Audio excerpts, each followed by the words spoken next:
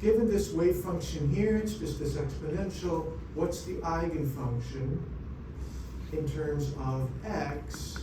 And then specifically, if there's an electron traveling at 1/10 the speed of light, and this is the value of k, what's the momentum of the electron? Well, to get, so the question is, yeah, if momentum is measured, what's the value found? Well, you need to, momentum is represented by this operator for momentum, so you have to look it up. Remember what it is. H bar over I ddx.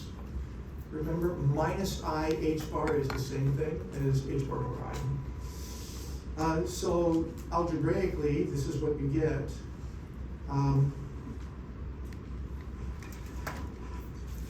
Just to be sure the algebra is clear.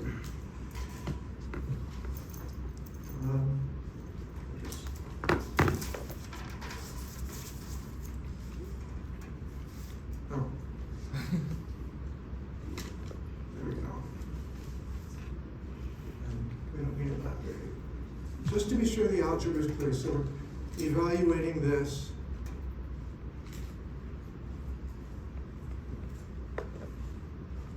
Right?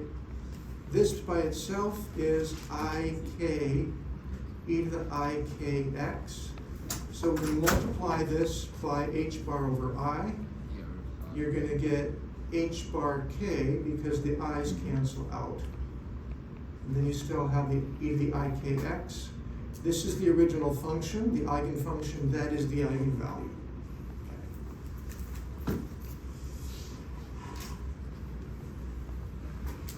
Going back to the desktop, then, if you know the value of k, then you can explicitly evaluate the eigenvalue. Remember, the eigenvalue represents the value of momentum that will be measured. So k is in reciprocal meters multiplied by h bar. H bar is, well, you know what h bar is. It has units in joule seconds. You get kilograms meters per second. Notice that's units of meters times velocity, right? So it makes sense. That's what momentum should be. I put that in there because you're going to find often we're going to represent momentum with hk or h bar k. And I wanted you to see that the units turn out to be what you'd expect for momentum.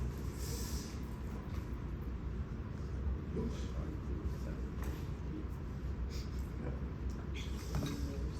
Moving down, the classical expression for kinetic energy is this. We've done this in class.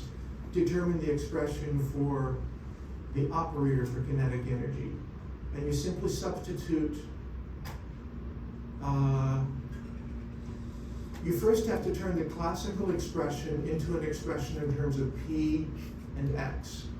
So the mv part, so P is equal to mv. So V itself is P over M. So you can substitute for 1/2 mv squared, 1/2 m times P over M squared, and you get the usual expression.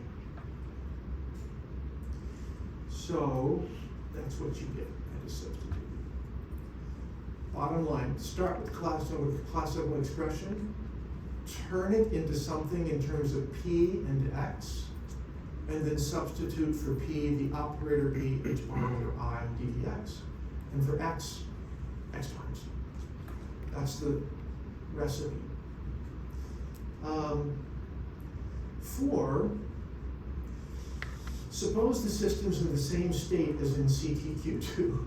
That means suppose that the psi is equal to e to ikx.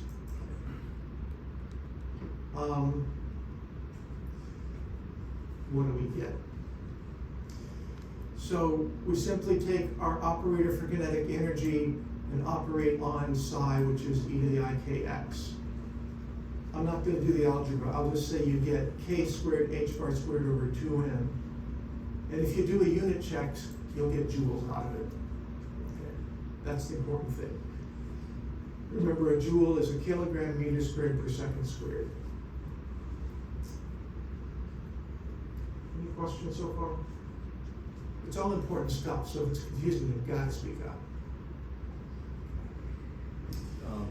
Yep.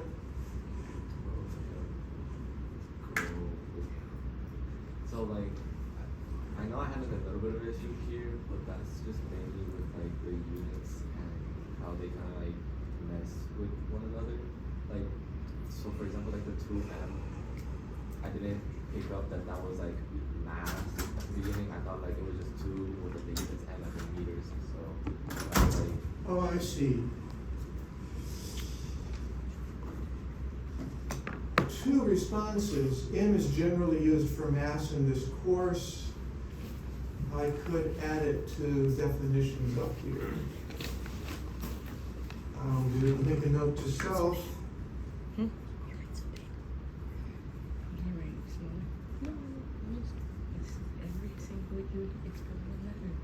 Okay, but in general, if I don't say anything, M's going to be mass. One other thing that came up is worth a mention at this time. We had that psi is equal to the e to the ikx, and we call this the wave function, right? We have another word to describe any particular wave function that represents a system, and we'll call it the state. So when I say state and wave function, I mean the same thing. So a particular system, say a particle, can have different possible values of momentum, for example, fast ones and slow ones and so forth. Each one corresponds to a different wave function. Each one therefore corresponds to a different state.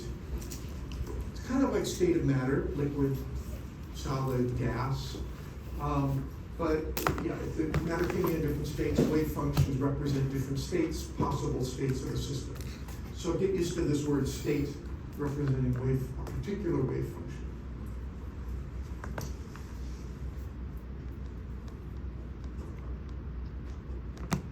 The last thing was to generalize to more than one dimension. What is the operator for kinetic energy in 2 dimensions, x and y? The answer is same thing as before, minus h bar squared over 2m. But now we have 2 second derivatives to think about, x squared and y squared. Later we'll generalize to 3 dimensions. We're not really using this yet, but I wanted you to get used to it this time. Okay. Number 6 we went over in class. This is about translating a classical expression into a quantum mechanical operator. This happens to be, I think we called it LZ in class, here we're calling it JZ. It happens to represent angular momentum. Now, we'll talk about angular momentum later. It doesn't matter whether you remember what angular momentum is. We're not going to talk about it now, so we'll talk about it in about a week and a half. All that matters is that you believe me that angular momentum can be represented in terms of x and y and px and py in this way. Then, to get the operator, for x you substitute x times, that's the x operator, and for px you put h bar over I ddx. For y, you represent y times. And for py, you put h bar over I ddy. Okay. Your question? Yes, remember phi, is that a D? Are you talking about this thing right here? Yes. That's a partial derivative. Yeah. So I trust by now you've all met partial derivatives. It's a topic from Calc 3, multi-dimensional calculus, is that what I want to say? Multivariable calculus, and we used a lot in PChem 1. So one reason we insist on PChem 1 before PChem 2 is we teach the aspects we need for multivariable calculus once and not twice. Okay. Looking ahead, we'll get there, so I'm not going to talk about the looking ahead yet. I think that heads toward superposition. Any other questions on this? So I'm gonna look back over it to see what was important. One was, make sure you can distinguish between an operator and a variable. In this case, X, operator is X times. Oh man, I'm getting crazy. The second one is about translating the question, if momentum is measured, into operating with an operator and figuring out the eigenvalue.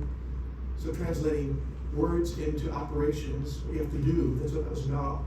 And then it was also about you becoming comfortable with things like h bar k, representing the momentum. So you'll see that they have the final analysis units that correspond to momentum, because it's not obvious at first. When you're working on units, by the way, it's really good to remember joule. You can always substitute with kilogram meters squared per second squared. You have to do that all the time. Number 3 was just a little more advanced in translating a classical expression into a quantum mechanical operator, beginning with the basic quantum mechanical operators for position and momentum. If you know those two, you can get to any others. And that's really about it. That's what the content was here. So setting that aside, let's go to the other one, superposition.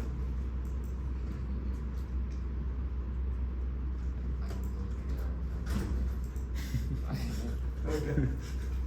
Again, assuming you read it all, came right out of the lecture. So superposition, by the way, is a topic that seems really weird to people sometimes. But here what we're saying is, here's a wave function, and it can be written as this linear combination of eigenfunctions of an operator. In this case, it's the operator for kinetic energy. But, and I gave you the values of the eigenvalues. So notice the kinetic energy operating on phi1 gives you a number, omega 1, times the original function, phi1. So we say omega 1 is an eigenfunction of kinetic energy operator, and omega 1 is an eigenvalue. And so here I just give you the numbers of the eigenvalues. That's all it is. But you have to remember to associate the eigenvalue omega 1 with the eigenfunction phi1. So, and the eigenvalue omega 2 with the eigenfunction phi2. So what's the probability that a single measurement finds the system to have a kinetic energy of 50 joules? Well, 50 joules is omega 1, so it must correspond to the function, eigenfunction phi1. And now I'm focusing on the coefficient of phi1. And the answer is, it always is, the square modulus of the coefficient of phi1, in this case 0.7 squared. That's the probability that if I make a measurement, I'll find the system to be in the state phi1. And therefore I'll find the value of kinetic energy to be 50 joules, that's omega 1. Probability then is 0.7 squared. Square modulus, remember, this is the same thing as 0.7 star times 0.7. 0.7 is real. Questions? Yeah. The coefficient can be a complex. The coefficient can be a complex number. I'm keeping it simple now, making it real, but it can be. Okay.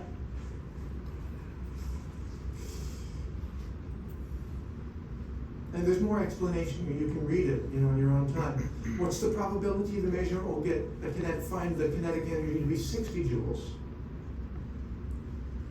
Well, I looked at my table. 60 joules is eigenvalue 3. Eigenfunction 3 here has a coefficient of 0.5, so we have to square that, take the square modulus of that. 0.5 squared is 0.25, 25% probability. Say that, what about 53? What's the probability we'll find in a single measurement the value 53 joules? Well, notice 53 is not in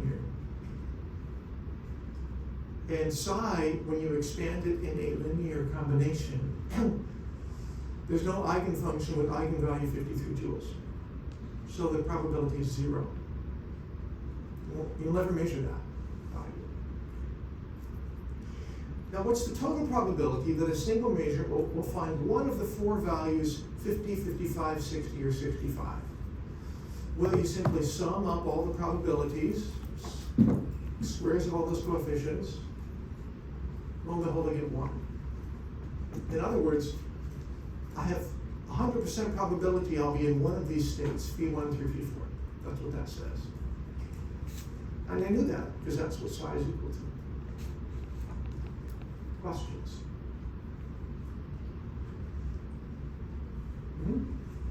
So, I mean, I wrote like, for like the next question, like, oh, what makes sense and what doesn't make sense. And so, like, for part C, there's like a low probability of having like getting a reading of 53 joules. At first, I thought about it, and it's like, well, the reading goes from like 50 to 55, so wouldn't there be like leeway to do like 55 some probability to get like in the middle? But I'm guessing since it's like more like the quantum mechanics realm, that it's either one or the other, rather than just. Yeah, this is in the quantum mechanics realm.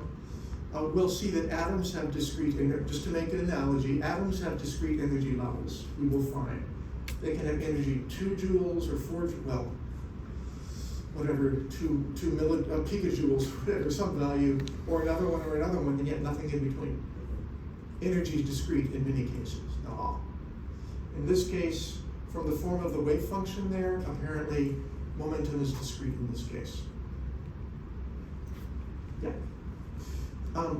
I asked you a little while ago on some worksheet, I said, does this make sense? Remember that? Yes. And everybody put down an answer, and they said something like, well, if it's the answer I get through algebra, then it's true, so yes, it makes sense. And, okay, fine. But I was actually getting at something. Lots of people find that quantum mechanics doesn't make sense. The answers you get don't make sense. The problem doesn't lie in the math. If you believe the formulas give you their answers, and that's fine.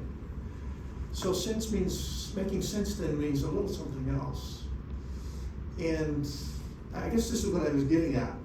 Common sense, I would kind of say, means the answer corresponds with my intuition. And my intuition comes from the time I was a baby, observing the world. I'm observing how it works. And of course, we can all observe things the size of ourselves, or mice, or even very large tractors. And we interact with these things, and some of them are dangerous. And so we build up our physical intuition. None of us has direct physical experience with things the size of electrons or atoms. And I put out to you the possibility that your intuition is not really any reason it should work on the atomic scale. So we will get very. I'm inviting you to when results in quantum mechanics don't match with your intuition, inviting you not to let it be a roadblock. Keep working with the math. You may develop a new intuition, but it's not logical that the fact that something describing the submicroscopic does not conform to intuition, that it's therefore wrong. Your intuition doesn't work down there. So don't let that be too much of a roadblock if you can. It's the reason for I myself developed a kind of new intuition about these things. Because quantum mechanics has been shown to it just works, it just kind of does. Some people want to reformulate it. There must be a way to formulate it that doesn't contain these apparent contradictions, or conflicts with our intuition, but nobody's done it yet. Okay, superposition. Yeah, so we just started that. That was the major story. Okay. Question 2 was just like it, except notice in question 1, I gave you the eigenvalues for each eigenfunction. Omega 1 is 50 joules. In question 2, I gave you the wave function as a sum, as this superposition, linear combination, and I said it's the superposition of momentum eigenfunctions. What are the momentum eigenfunctions? Those are each of the exponentials. So I say determine all the first, I say what are the possible values of an individual measurement? Well, those would be the possible eigenvalues for each of these eigenfunctions. So one is going to be P, operator P, acting on the first eigenfunction, that's e to the 1 times ikx. And you find out that the eigenfunction is 1 times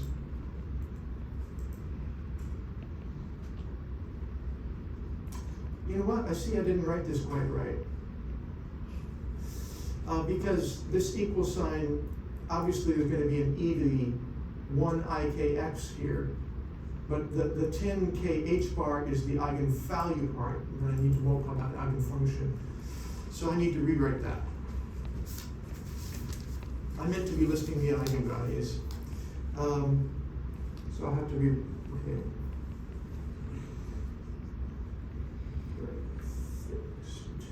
Okay. Then if you do that for each of the other eigenfunctions, e to the 1.1 ikx, e to the 1.2 ikx, you're going to get these different possible eigenvalues where I've actually plugged in k and gotten them. Then for each possible value, determine the probability of a single measurement. Well, that's going to be, okay, so for this eigenfunction, we got 1 ikx, which was this number of kilograms meters per second. So the probability of that's going to be 0.4 squared, which is 0.16. Okay. So you can find that for each of them. And the values, they all sum to 1.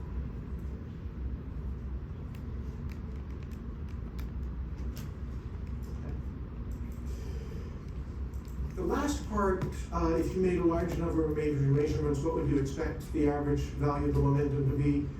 I'm going to ask you to read that on your own because we're going to get to it today. Not going to take time. But any questions on the earlier part? Yeah. When you're writing the linear combination, is that only for like sine or cosine functions, or? Any well. It's like x, for example. Like. The answer is no. Okay. No. So the sine functions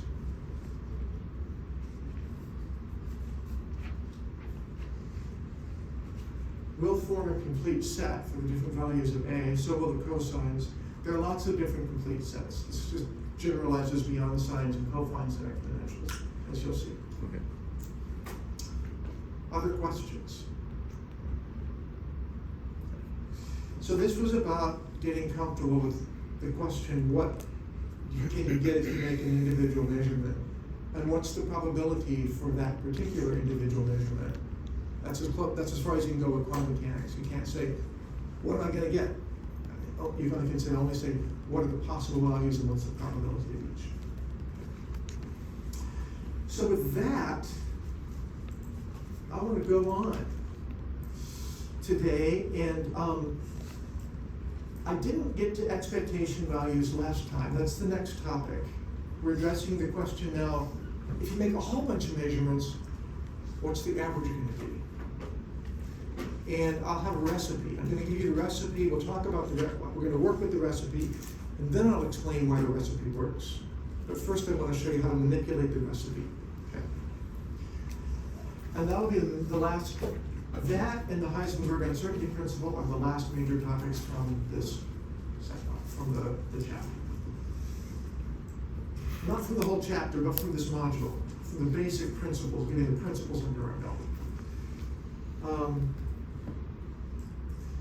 And I didn't go and rearrange the slides. So expectation values was on the last Monday slides. So I didn't go and I'm going to look at Monday's slides. I updated them a little bit, but.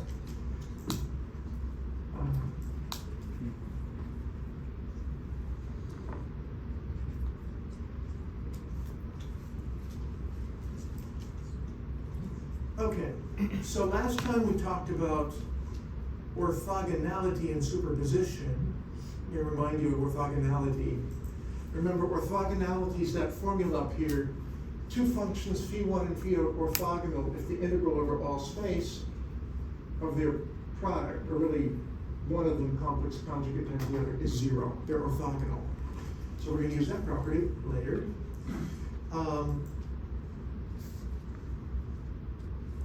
So now to this question.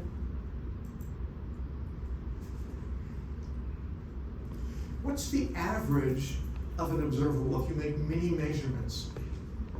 And the answer is this formula.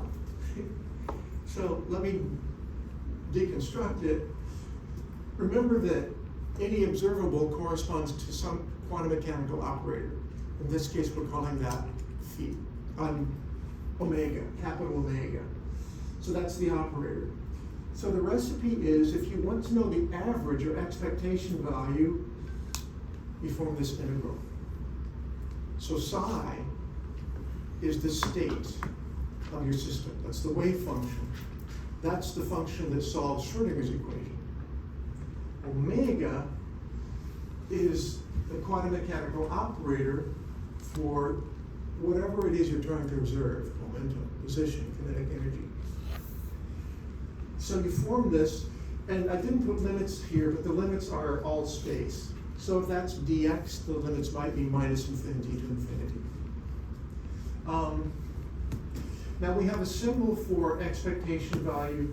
It's the angular brackets with the operator in the middle, but we don't put the hat on the operator. It's just the symbol for expectation value.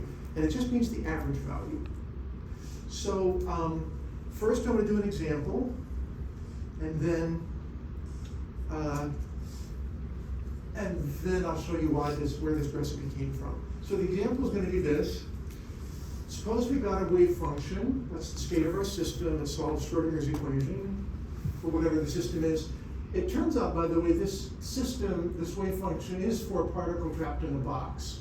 And we can say the box is of length 1 nanometer, and x is in nanometers. You'll see that. We'll look at that problem shortly. Anyway, the question is going to be, what is the expectation value of the position? In other words, what's the average value of the position? So let's just do this by hand.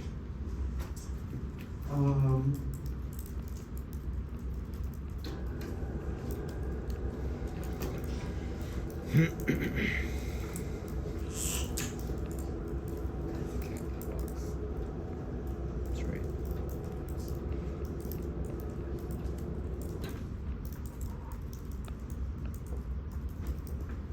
In that psi, we want to know the average value, the expectation value for the position, which is written this way. What do we need to know first? We're talking about position. What do we need to know? The operator. We need to know the operator for position. So we're going to have to, which is just x times. So now we're going to set up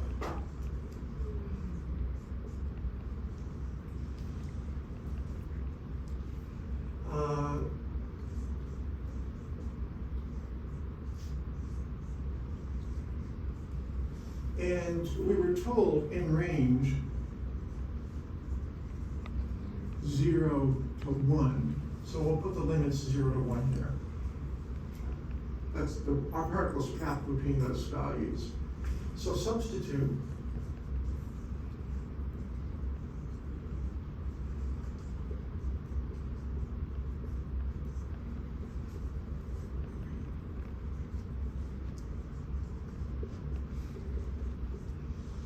now, if you like, you can go ahead with the times there, because that's what it means. But we know now we're in algebra land, and we don't really need the times. It's implied by algebra, and we have to get it. So this becomes 2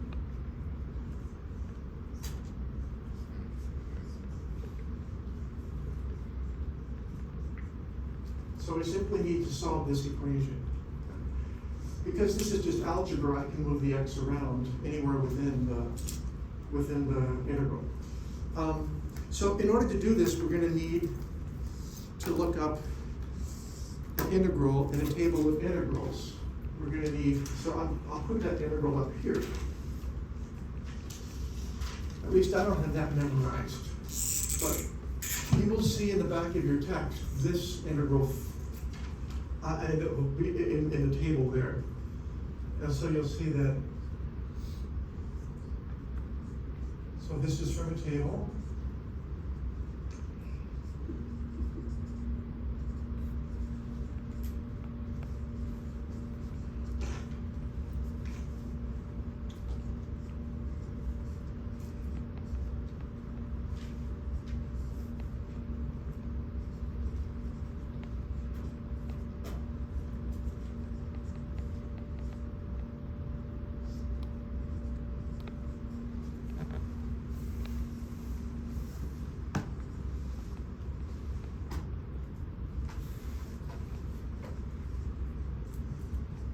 Okay, so that's an antiderivative. Let me double check it.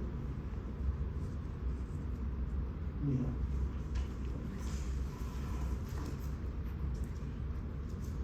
Four times eight. So it's these questions aren't hard, but you do have to find consult a table of integrals, then you have to be careful, basically. So in our case, what is A equal to for our particular instance here? Pi, right.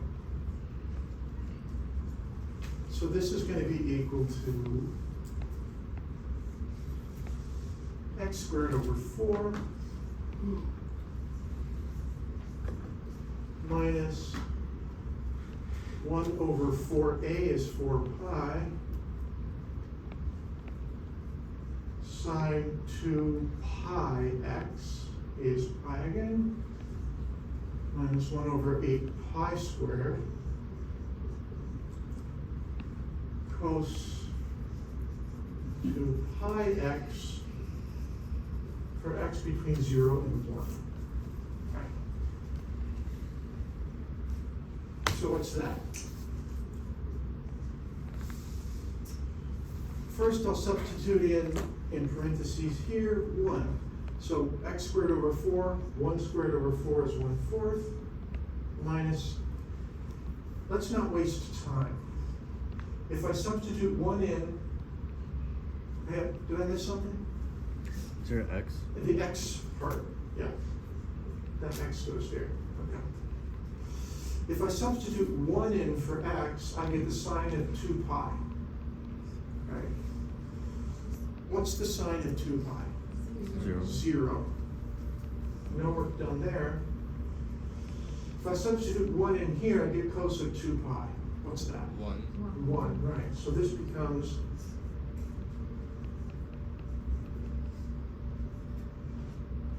now we'll substitute in x equals 0. X squared over 4, that becomes 0. Substitute 0 here, we get 0 for 2 reasons. X is 0 and sine of 0 is 0.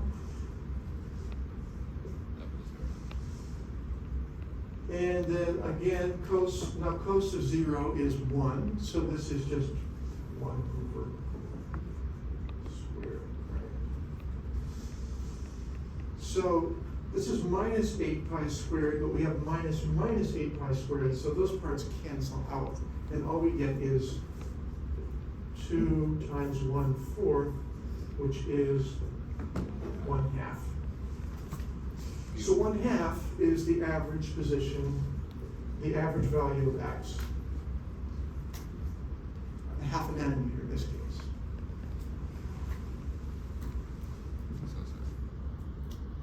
Questions? Yeah. For the example, you're gonna have a table with this, or you just gonna give us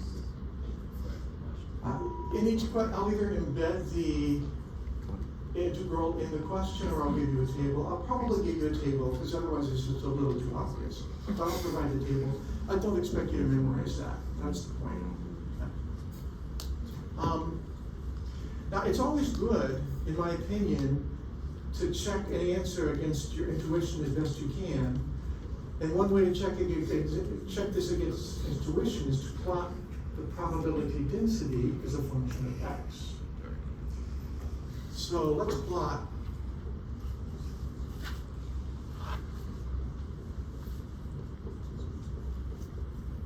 psi star psi, which is the same thing as the square modulus, versus x. Let this be 0, let this be 1. So this is 0.5. And this probability density, because x is equal to, yeah, so it is going to be 2 sine squared pi x. So when x is 0, that's the square modulus. When x is 1, that's that, because sine of pi is negative, is 0, right? So, but at x equal to a half, we're going to get the sine of pi over 2 squared. So that's going to be the largest value we get, and this will be symmetric about that point. Now the Born interpretation tells us that the probability of finding the particle to the right here is the area under the curve on the right. It's an integral, but that's the area, that's that. And the area under the curve, the probable of finding the particle over here is the area under that part of the curve. Well, by symmetry, you can see the average has got to be right in the middle. Okay. So just thinking of the Born interpretation, comparing with the expectation value we calculated, it's got to be correct. Questions? I'm not going to do another problem, work it out, but I'm going to ask you, suppose I wanted to know, for the same wave function, the expectation value of the momentum. Can anybody tell me the integral I will have to set up, what it would be for this problem?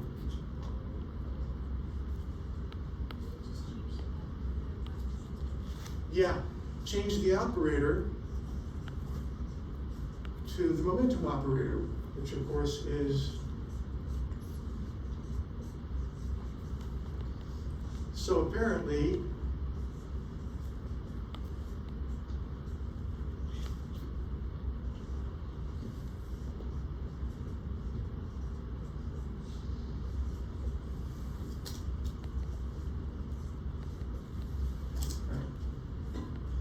substitute for psi, radical 2 sine pi x here and there. H bar out can come out, H bar I can come out in front, but you'll end up having to take a first derivative of a sine function. So there's a worksheet on expectation values that you'll be asked to do. There's also some IMAP estimate. Expectation values are probably the most important property. The single measurement, what you're going to get for a single measurement, it's important conceptually, but we're more often asking this question: what's the average value? So be sure you can calculate expectation values. Questions? Where does this come from? Oh, you can't see what I'm saying. Well, let's actually. Oh, wait. I can speak.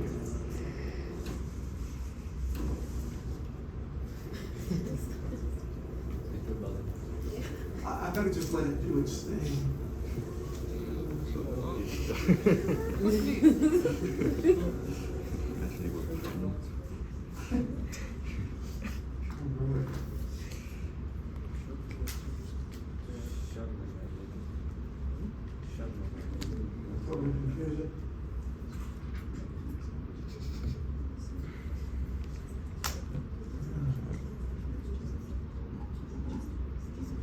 So I want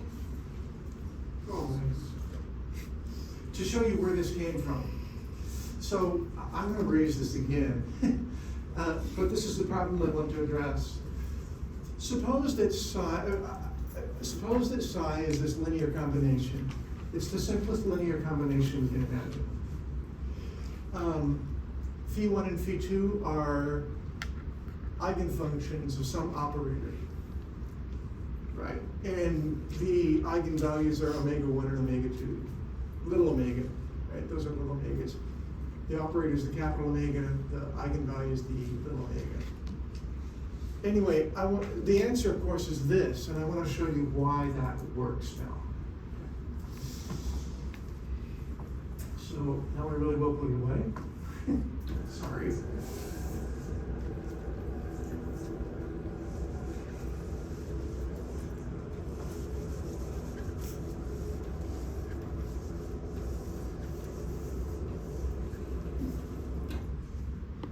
So what we said was,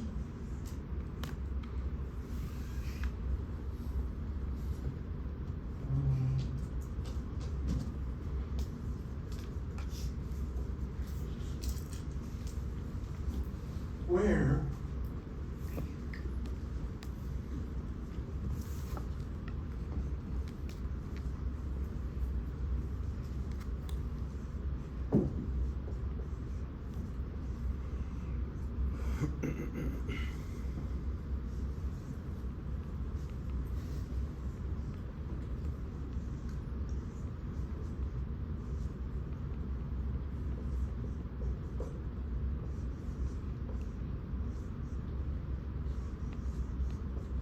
I'm not gonna worry about the limits, they're all space. Maybe it's whatever needed, maybe it's minus infinity to infinity, but don't worry about it. So to work on this, I would just substitute in for psi.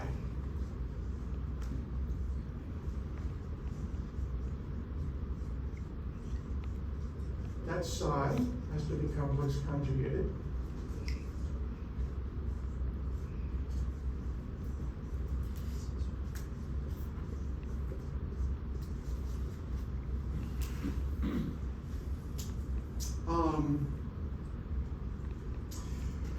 Now, I guess I am making an assumption that this operator is linear, and all of our operators will be.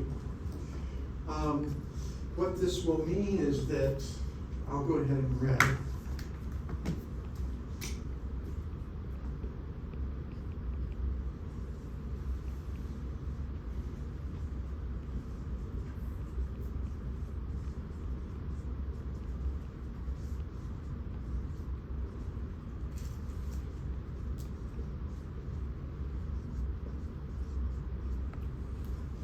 First, you can distribute omega over the two parts of the sum. And second, because C1 and C2 are constants, they can come out in front of the operator. Both of those stipulations are needed for an operator to be labeled linear. And all the quantum mechanical operators will be linear. So what? So this becomes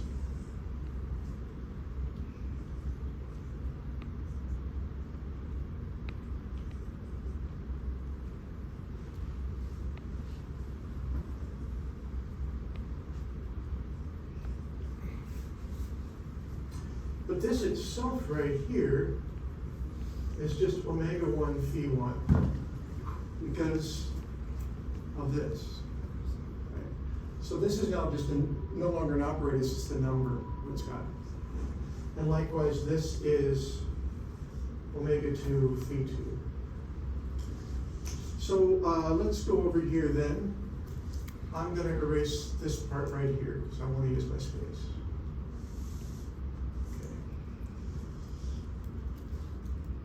So let's rewrite this.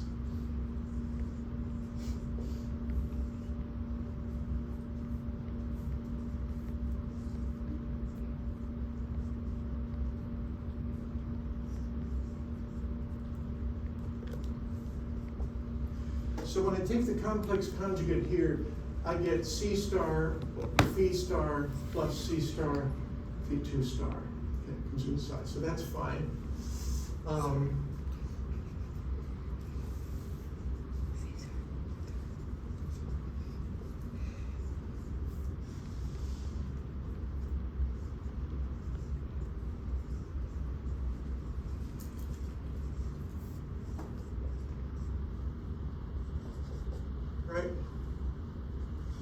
Now I can just use the rules for algebra and binomials. I'm gonna write this as the integral of this times this, dx plus the integral of this times this, dx plus the integral of this times this, and this times this. 4 different integrals, so let's separate it out. Now when I write the integrals, I'm gonna go ahead and take the coefficients out in front. So we're gonna get C1 star C1 times the integral of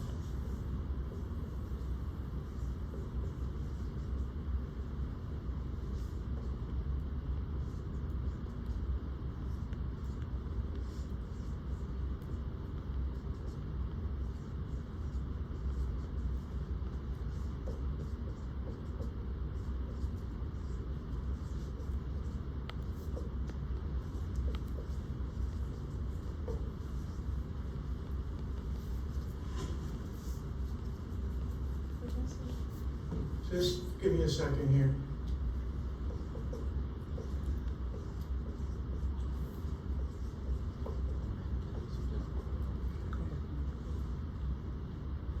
Yeah, there was a question. What about I think it was in the omega values? Did it need something for the? Oh, I forgot the omega part. Absolutely, you're absolutely right. Forgot the omega part. C1 star C2 plus C1 omega 1.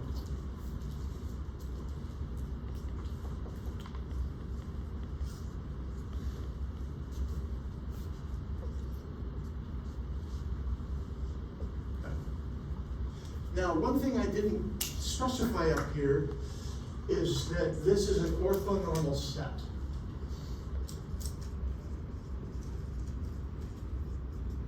So, I guess what I mean is that the set of phi1, phi2 is an orthonormal set. Okay, we usually have our eigenfunctions set up so that they're normalized and they're orthogonal to each other. That'll always be the case unless the two functions are degenerate.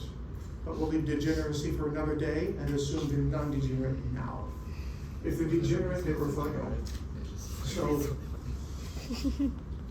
if that's an orthonormal set, what is the value of this integral right here? 1. If phi1 is normalized, what's the value here? This is 1. Okay.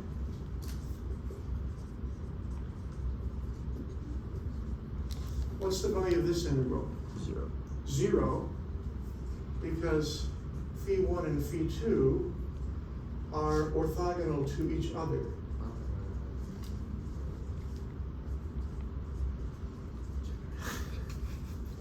And then this is 1, and then this is 0.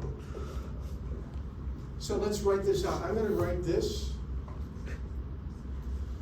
for convenience as the square modulus because it's the same thing.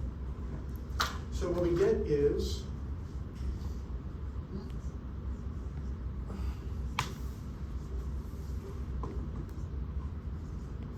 oops.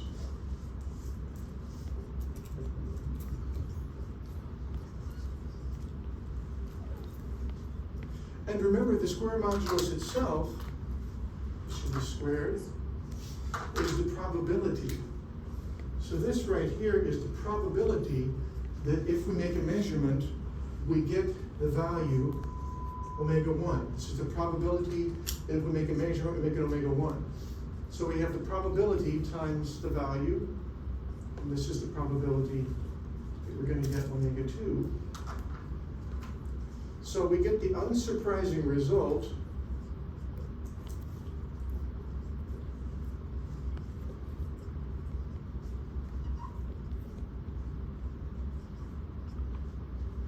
that the average value is the probability of the one measurement plus the probability of the other measurement. The probability of one measurement times the measurement plus the probability of the other times the measurement.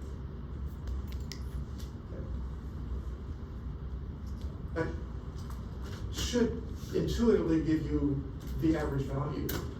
Is it obvious to you that is it not obvious to anybody that that would be the average value? Everybody's good with that? Let me just say, suppose we got 2 cars going 10 miles per hour and 3 cars going 20 miles per hour. The average velocity is going to be 2 times 10 miles per hour plus 3 times 20 miles per hour, all over 2 plus 3, which is 5, right? Cool. You can rewrite this as 2 over 5 times 10 miles per hour plus 3 over 5 times 20 miles per hour. And 2 over 5 is the probability that one of those cars, that if a random car is going to go 10 miles per hour, and 3 over 5 is the probability of 20. That's just like that. And this is grade school. Isn't it? Yeah. Okay. Okay.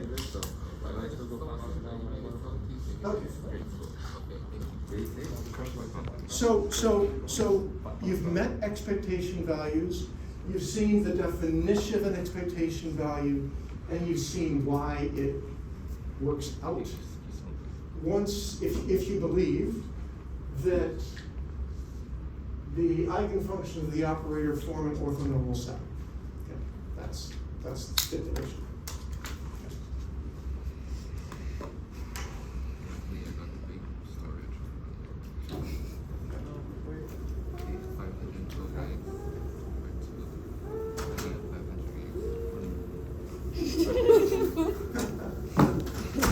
I'll wait. Okay. I'll leave it there for now. Okay, so we did the problem. This generalizes naturally to larger linear combinations. So in generality, we would have an infinite number of eigenfunctions, or maybe 10, each with their own eigenvalue, so we'd use the summation symbol to represent that. As long as they form an orthonormal set, then the probability of each is the square modulus of the coefficient, and it all works out. Okay. Same idea, just more abstract stuff. Questions?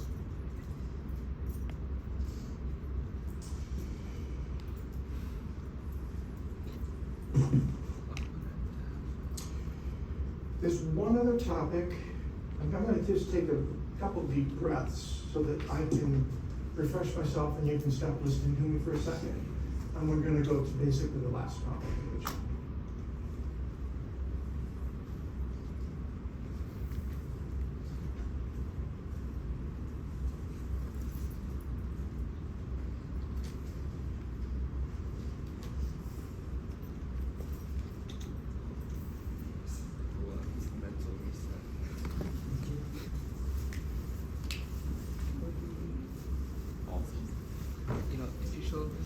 I will be putting up a homework assignment later today. It'll be due on Sunday, 11:59 p.m. It's on orthogonality and it's on expectation values. Maybe those things, maybe something else.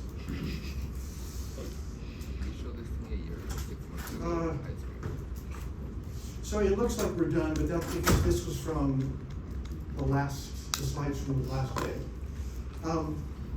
So the last topic I want to mention is the Heisenberg uncertainty principle. How many of you have met it before or seen it? Okay. Most of you have, maybe not everybody.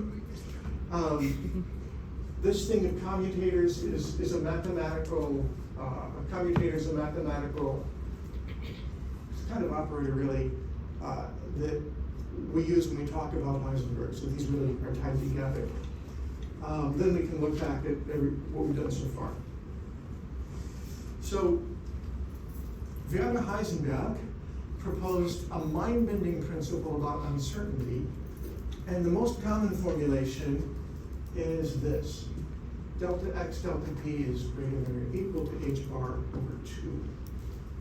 Now we have to know what we mean by delta x and delta p. That means the uncertainty. So the uncertainty in x times the uncertainty in p is larger than or equal to this quantity, which is very small, but not zero.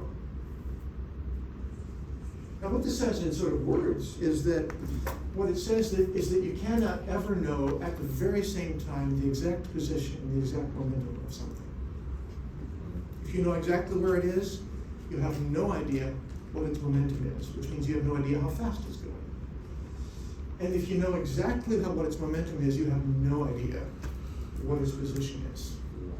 Or you can know both of them sound pretty well at the same time, but neither one exactly. This, of course, is non-classical, because classically, you can know exactly how fast something's going and exactly where it is. Of course, technology can never get there all the way, but in principle, we can imagine a perfect locator and a perfect,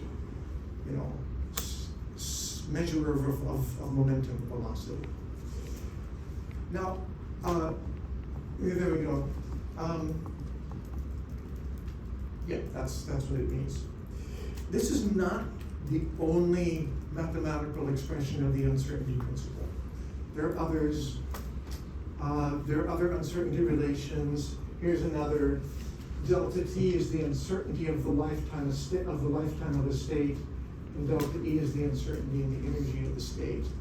They enjoy an uncertainty relationship as well. So we'll see those.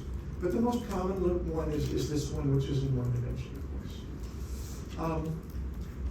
Just as an example, suppose we know some carbon atom that's got a radius of 0.7 nanometers, and we can measure the location, for example, with scanning, tunneling, electron microscopy. You can measure where atoms are pretty well, but we really can't measure the exact position of an electron within an atom at some one point in time. Can't do that.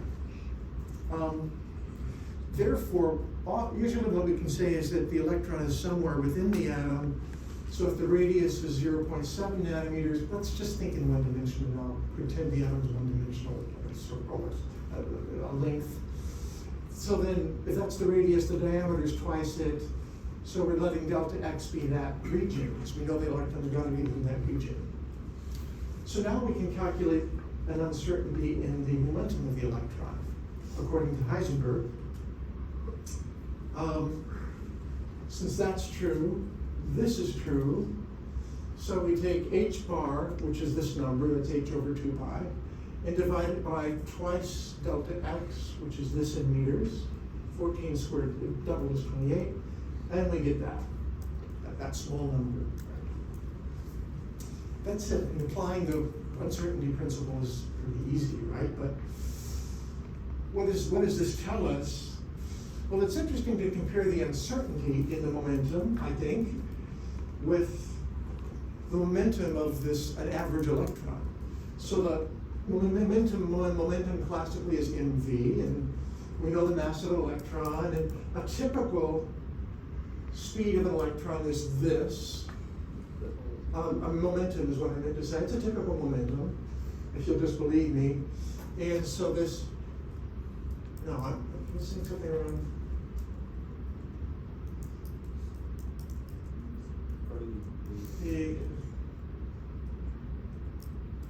I'm calculating the uncertainty in velocity, which is this. Okay, so that tells us the uncertainty in the velocity. It's just delta V over m.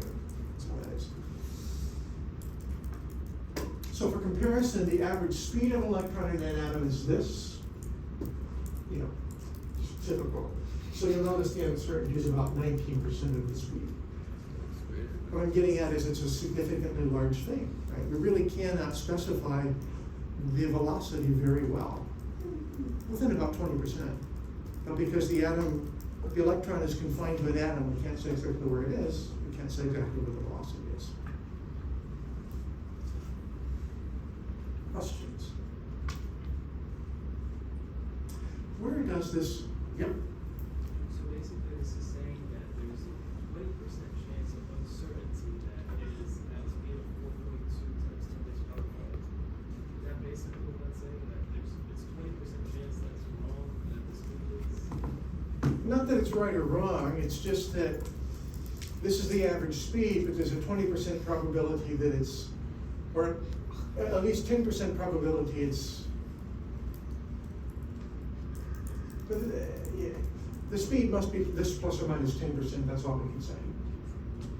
Okay, now I want to show you a video, let's see if it'll work. Where does this come from? And remember that particles aren't particles, they're waveables. So the entities we're talking about obey this wave-particle duality. They have some properties of waves, but some properties of classical particles. And that's where the rub comes. Remember the de Broglie relation?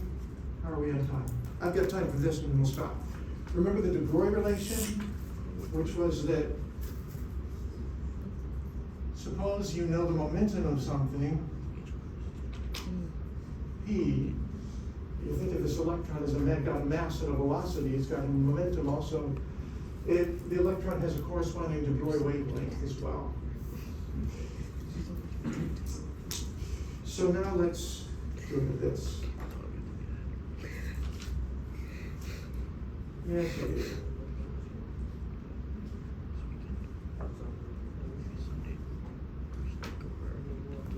What? I looked at this with no problem. I don't want to download Edge. What happens if I kill that? And that? You can do I'll go to here. Here I do. I have no problem on my computer. Test it. Enable the editing. So do control thing. I just pressed.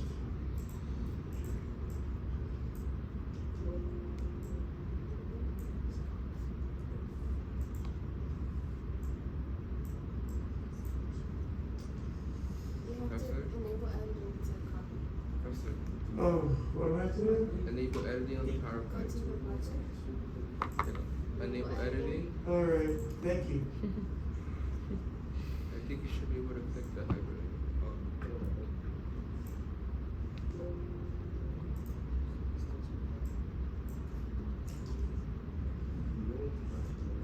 I'm probably trying to do a Mac thing. That's it. Okay, so I've got an actual copy. That was no problem. Copy. Paste. Okay, here we go. So here's the uncertainty principle.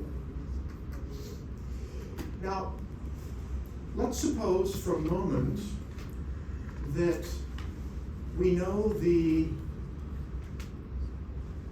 let's see here.